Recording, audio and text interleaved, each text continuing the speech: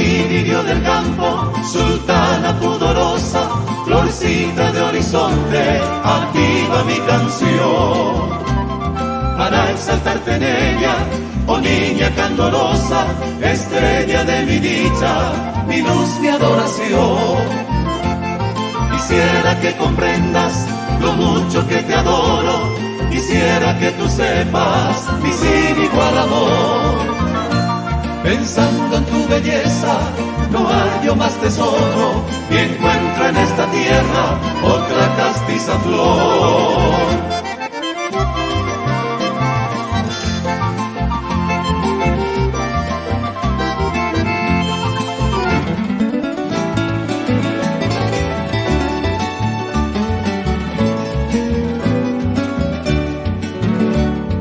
Los querubes en tanto igualan tu hermosura, ni el príncipe lucero, ni el faro matinal.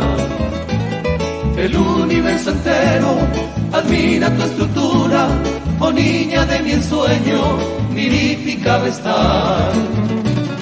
Y yo también alabo tu virginal pureza, y en ella deposito esta febril pasión.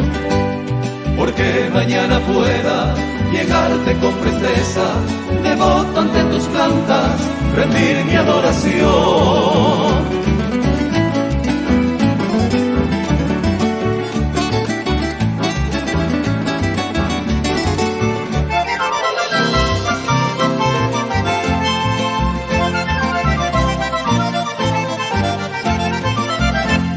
Y así rondando el mundo, con esta cruz a cuestas, me iré cual penitente, buscando tu piedad, e implorando me aceptes la bénica floresta, que yo un día soñara con loca ansiedad.